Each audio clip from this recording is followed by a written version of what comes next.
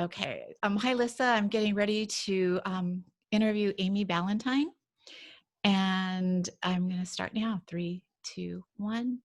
Hello, and welcome to Oh My Health, There Is Hope. I'm your host, Jana Short, and today I'm excited to have Amy Ballantyne with us. Amy is your health cheerleader. I love that she really is truly a cheerleader. As a holistic health coach, she supports her clients in a variety of ways. She believes that health is made up of many components and consists daily actions in each area make for a truly healthy lifestyle. Amy shares nutrition and supplementation support, accountability for exercise, eating, and sleep habits, and tools such as meditation, EFT, and Reiki. Amy believes deeply that health matters and is here to support and cheer on her clients from beginning to end. Hi, Amy. Thank you so much for being with us today. Hi, Jana. Thanks so much for having me. I'm really excited about this topic, but before we get into that, and I don't want to start saying dive into it because when they know the topic, they won't like that phrase. Yes. But if you could share your story of hope, just a little bit about who you are. And I love sharing stories of hope because I know that there's people out there looking right now, especially for hope. Mm-hmm.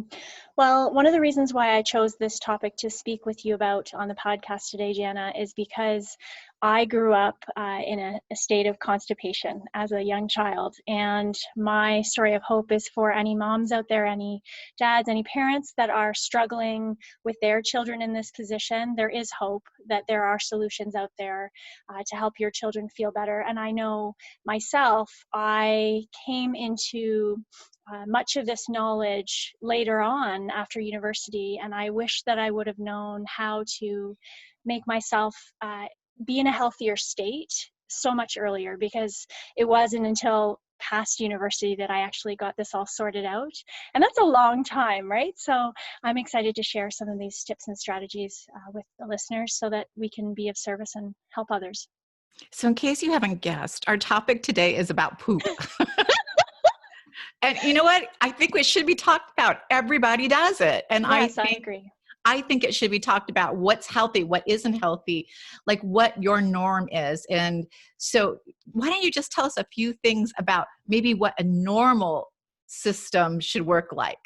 Yeah, so, the challenge I think is that people have come to believe that it's normal not to poop every day, that it's normal to poop every, 3 or 4 days. But the reality is, just because that may be your normal, it doesn't mean that that's the ideal situation. We really want to encourage people to be having a poop every single day. 1 to 2 is good. More than 3, not ideal. It's another reason why you would talk to your healthcare provider.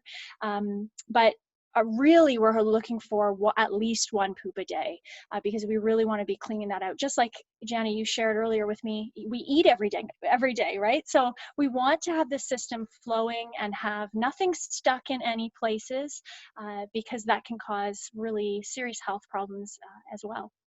So what happens if we were talking about my granddaughter who sometimes doesn't poop for 3 weeks, literally, and to the point where she can't even eat because she's in so much pain. And when that happens, like, what are those long-term problems you're looking at when you're not taking care of your body and making sure it's regular? Yeah, so one of the things that happens is that the actual large intestine, the tubes, let's just call it, they actually get stretched out. So it really causes a big problem in that specific location because they are not able to work as optimally long term, right? So we want to have the poop flowing through.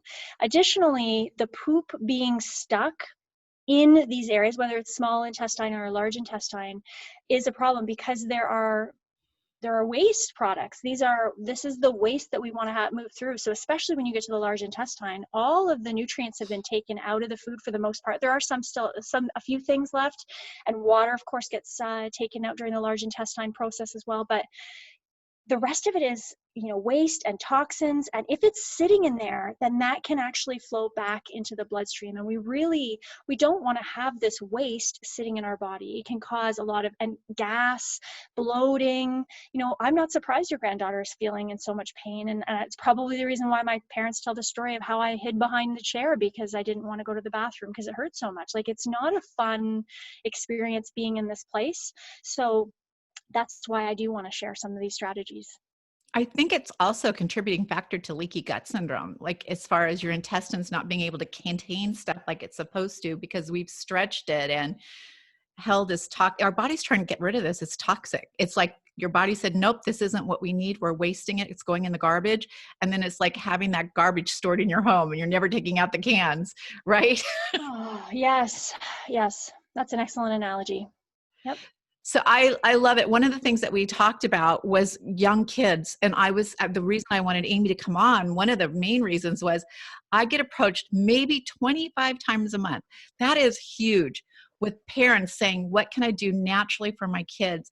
Because they won't go to the bathroom. They're constipated. It's not normal for them to have a stool every day. And then it's painful for them because they've waited so long. And then they sit there trying to not go to the bathroom, which is just worse. So what would you say to moms like this? Yeah, so I'm going to put it into two separate categories because I think this is important. One category is the child who's already chronically constipated, and the other who may be on the path to that but isn't quite there yet, okay? Because there's two kind of important distinctions. A child who's already chronically constipated, we don't want to be forcing a whole bunch of high fiber things in all of a sudden, because if they're blocked up, this is going to be a very painful experience to move it through, right? So if you know that your child is like hasn't had a poop for 3 weeks, my recommendation, because I have to say this, is that you go to your doctor and you get permission to use a suppository or to use a laxative that's safe for children, so that you can actually get the clump that's blocking the way out of the way, so that they're not in this tremendous state of pain when you start putting the fiber in.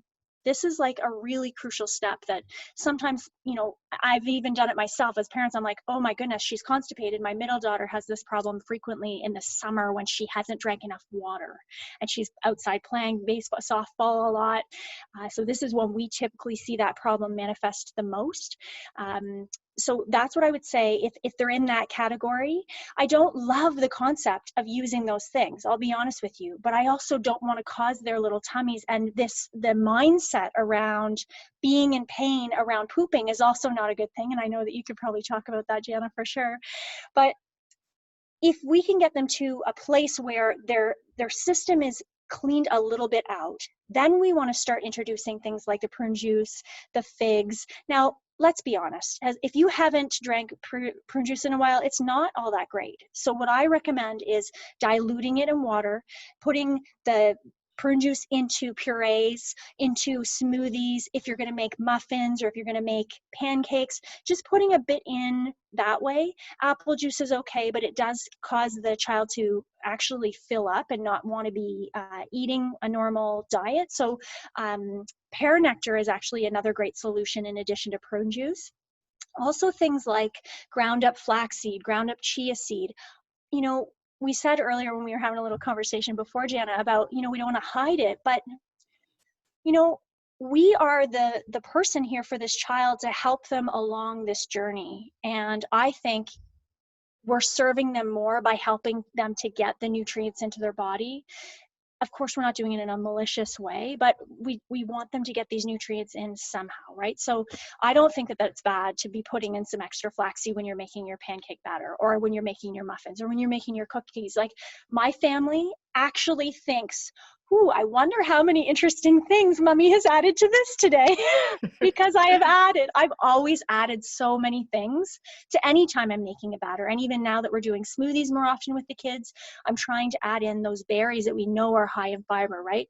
We know the raspberries and blueberries, apples, pears, kiwis even are amazing. But again, having the system moving and then putting these beautiful things in, as frequently as possible, but like not an overload. It's all about balance, right? I totally. One of the things that I use, which is all natural, is celery juice is amazing. And I just put a Yes. little bit in a smoothie. And honestly, it works pretty quickly. But also sweet potatoes. We make sweet potato brownies for her because she loves brownies and they are delicious. And I know sweet potato brownies are really going to help her with that. So there's a lot of natural things. And I want you to understand, because we are discussing children as well as adults. Mm-hmm. But if you have a child that's chronically constipated, you should first see a doctor to make Yes. sure that there isn't some sort of bigger issue. But Yes. I feel like it's becoming an epidemic, and I don't know if it's what's in their diet or if it's some sort of mindset thing that's going on, but I know that it's a real problem. So have your doctor or child seen by a doctor if it's chronic, or if it's chronic for you too, you should be seen by a doctor, Mm-hmm. especially if it's out of the norm. You're pretty regular, and then all of a sudden you notice I'm not as regular as I used to be, and now not only am I not as regular, but I'm painfully irregular. Yes. Definitely you should see a doctor to make sure there isn't something else going on before you start changing up your diet and adding things to it. And by the way, I was that person who put those fiber, like the Metamucil, in a drink. Here, drink this. You Yes. got to go to the bathroom. Not realizing I was probably causing her more pain, which is why she kept saying, "Don't give that to me." Yeah. Well, it's so hard to know, right? We're just trying to do the best that we can with the knowledge that we have. But if we can start now, adding these things in gradually, this is a really good plan. Other things include avocados. Coconut flour actually has really good fiber in it that actually has the ability to feed the good gut bacteria. So a quality probiotic makes a difference as well to help that stool move through, or the poop move through the process. But I do believe what you said earlier, Jana, about what is it that's causing this? I think that there's a big link with the children's food. Okay, so we're feeding them a lot of, not we necessarily, but the average person is feeding their child a lot of nuggets and macaroni and cheese. They're eating a lot of chips. They're eating a lot of, they're putting in calories, but these calories contain few nutrients, unfortunately, right? So this is where it becomes a challenge, and it leads to all sorts of things. So we become such super moms now. Let me tell you, I right before quarantine started, I was at, I'm not going to say their name, but I was at someone's home and they were feeding their kids, 3 children at the table, and one had this horrible look on their face, and they were like, I'm not eating this. There's onions. The mom quickly grabbed the plate like there was poison on it, grabbed the plate, makes a whole new dish for them, sets it down, and they're like, I didn't want this. I just wanted a quesadilla. The mom takes a plate again, makes a quesadilla. The kid takes one bite and says, that's not really what I want. And that was it. Like, right? They didn't eat anything but a bite of quesadilla. It took her 3 tries. When I was raising my kids, it was, I'm not running a cafeteria here. I'm with you. You'll eat what I fix and put on the table, or you'll go hungry till the next meal. But I'm Yes. not recreating a whole meal for you. Now, if they had allergies, or if I really knew they didn't like onions, I would stay away from onions and try to respect that. But they ate vegetables because that's what there was to eat, or they went hungry until the next meal. And I think because we keep trying to play to their palates, and their children, they don't have refined palates. They don't know. If we could give them a diet of sugar, that's all they'd probably eat. Yes. So it's up to us to say, this is what there is. And Yeah. you might have 1 or 2 options of different vegetables or whatever, but this is what we're serving today. Eat or wait till the next meal's cooked. Yes, and I think you're absolutely right. I've often said, okay, this is ridiculous. I'm not making you a separate meal, but it's that shift over time to coming up with new ideas for how do you take one meal and modify it so it can meet the needs slightly of the people around the table. So my middle daughter really has been tremendously picky her entire life. And so I can relate to those people who are suffering with the picky eaters. And one of my strategies around that was to add in a quality supplement that basically gave me peace of mind. Like, it was peace of mind in a bottle, truly, because I wanted to make sure that she was getting that healthy, all the healthy nutrients, but I didn't have to scream at her, right? Like, because dinner time can be very stressful with a picky eater. But then it comes down to, if we're going to make a meal and she doesn't like the type of protein I put on the plate, what is something I could substitute that's not going to cause a lot of chaos? It's easy, it's not like I'm making a whole other meal. She still has all the other pieces on the plate like everyone else, but the protein substituted. It's trying to be flexible, but strong, like you said, and saying, this is the meal. And I've said that to my 5-year-old recently. This is the meal. But if you want to have any of those special treats, I want you to think about how this is going to happen, because you're not going to have any treats if you're not eating your vegetables. That's the thing that I say in my house, because we know that they're going to ask for them. So 100%. And I think diet is the key to pretty much everything going on in our youth bodies. And Mm-hmm. so just what I want to talk about is not putting a Band-Aid on if you're constipated, you're having Oh, issues with your poo. I want it to be something that you're empowering your children with. So if they're having problems now, they're taking those skills into a lifelong sort of lifestyle so that they are constantly feeling good. Their bodies are moving like they're supposed to. We're getting rid of all that garbage in our system on a regular basis. What are some things that we can be doing as adults and for our children that can put us on that road? You know, one of the things that I think is the most important with kids is talking about it, is us having that open dialogue. And my family makes fun of me a bit because I do talk about poop a lot, but then there's not this stigma that it's something we can't talk about, that there's shame around it. We, like you said, when we started, we all poop. So why is there this big deal around talking about this? So starting young with that conversation. And like you said, you ask your granddaughter, I has she do. had a poop, right? This is one of the best gifts, is us having that open communication with how our bodies are feeling. And after they have a poop, how did that feel? I often ask my kids what it looks like. You know, they joke, do you want a picture, mommy? I'm like, you know what? I don't need a picture, but I want you to tell me what it felt like, what it looked like, because this is a big indicator. If they're saying that it really hurt to poop, or if there were all these little balls in the bottom, I know it's my job now to really put that water bottle in front of them as much as I can, right? I realize that we have to empower, and that's, you know, I go back to how much water are you drinking? That's a number one. Looking at what is the amount of vegetables on your plate. That's one of the biggest things that I coach my clients on daily, is I want to see more vegetables on that plate.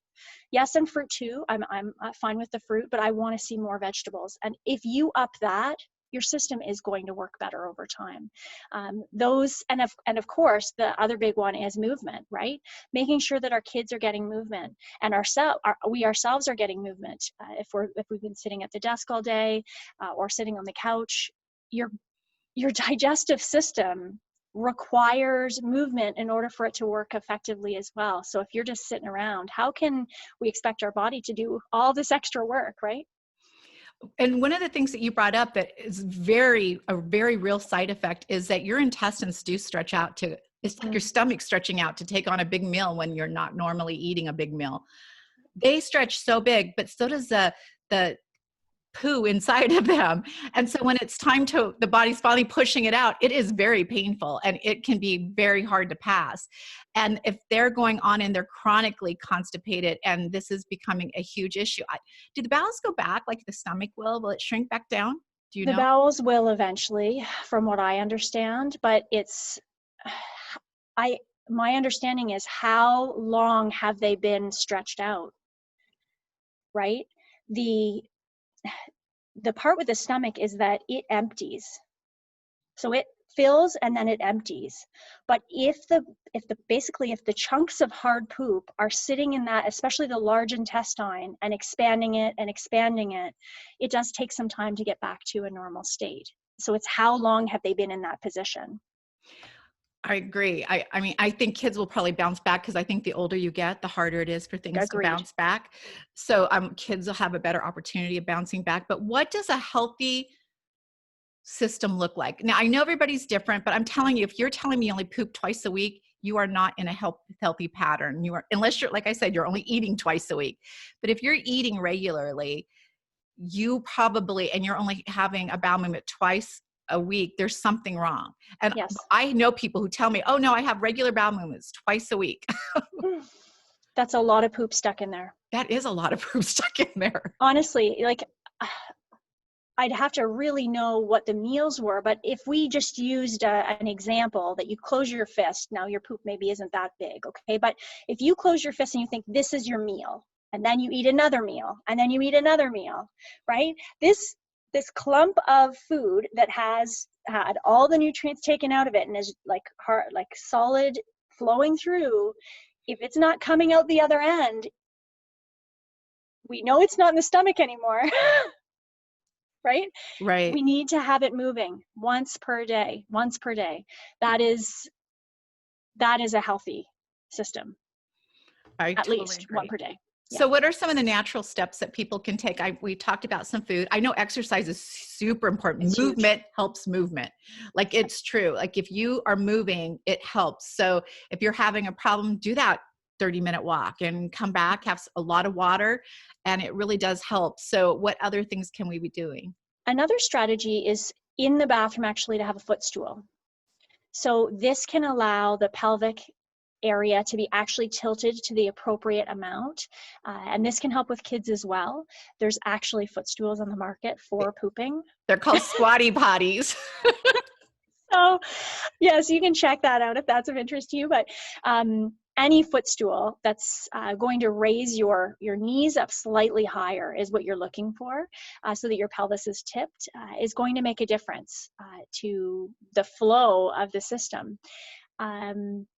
We've talked about adding things into your food. I mean, yes, we've talked about hiding it for children, but lots of people are starting their day with protein smoothies or protein shakes or whole full meal replacement shakes. What's stopping you from adding in a teaspoonful of ground flaxseed or ground hemp hearts or ground chia or the coconut flour? You know, there's lots of, or putting in a bit of the prune juice or putting in some of your celery juice, like you said, Jana. There's so many things. I think it's really about being mindful to say, I know that, or becoming aware that they need to have a poop more than once a day, right? Or at least once a day. They need to have that poop. So taking one step at a time and adding it in until it's become a habit. That's a big thing I'm really hardcore about, is how do we make it a habit? So put that ground flaxseed, go buy it, put it beside your coffee. And as you're making your blender, your smoothie, put your scoop in there until you don't need to have it beside your coffee cup anymore, that you just remember to put that scoop in, right? And then notice with that 1 teaspoon, when do the poops come? I mean, for some of us who are moms, we may have been asked in the hospital to track the poop of our baby when they first came out. I don't know if you did that back then, but like, it was something with all of my kids. They asked us to track the poops. My friends, this is a very simple thing that we can do to pay attention to our own health, is to track, when are we having the bowel movement? Is it after certain meals? And that's a strategy even with kids as well, or even with yourself, I suppose, is to just go sit on the toilet. You make a time to go sit on the toilet and just be calm and still and focused here. Now, does it actually mean that it might work? With kids, it has been shown to make a difference for them to get into a schedule or a routine. Warm drinks. That's something, when I was a young person, when I was little, my parents would give me some warm drinks because that helps to get the system flowing a bit more as well. But these are just a few things that I would suggest. But once you're aware that it's, in order to be in a truly healthy state, 1 poop per day is really, really encouraged to take these mindful actions and create the habits. This has been like a great topic, because I know people don't want to talk about it, but poop happens. We need to. Yeah, poop happens. And when it doesn't happen, it's a problem. Like, it is It toxic in your body. It's going to attack your immune system. It's going to slow you down. You're not going to sleep as well. Like, there's so many things that if your body is not functioning as it should as a whole, it's going to start being a little domino effect into other things. So poop needs to happen. Yes, yes. So I know that you have this amazing giveaway, and I'm really excited about this because it's about what we were talking about. So Yeah. you want to talk about your giveaway? I would love to. So it's called Your Poop Matters, and it's a free PDF that has a bunch of helpful tips and tricks and reminders to help you create healthy habits around having a healthy poop. So I hope that those who are interested will go and download that. I love it. I'm going to read it because poop is good for me. I have no stomach, which is super weird. And I eat, so I don't have that digestive thing. And that was one of the things that my doctors were like, you're going to have problems, you should be taking stool softeners. But I don't like to take anything. Here's the thing. If you start taking stool softeners and laxatives, your body will not perform on its own. You will become dependent on those for your body to function. So Yes. that's okay once in a while. But if you are doing that, and that is your form of a laxative to make your body work, it will be the only way your body knows how to work. So it's really I have to important. jump in on that, Jana. Go Oh right my ahead. goodness. Because I had to take my daughter, the middle one, to the hospital last year because of, I figured it was constipation. It was a hot day. She hadn't been drinking enough water, of course, and she was losing her mind in pain. And the doctor, of course, said, okay, we need to do something about this. And they gave her an enema. And then they said, we want you to take this, it's Restoralax, the one that she was on. But they said to give it for a period of time. And I am so much like you. I don't want to put their bodies in this state of needing this kind of help when we know the science shows, and we know our bodies have shown, humans' bodies have shown that if you eat healthy amounts of fiber, you have a healthy system in terms of moving that poop through.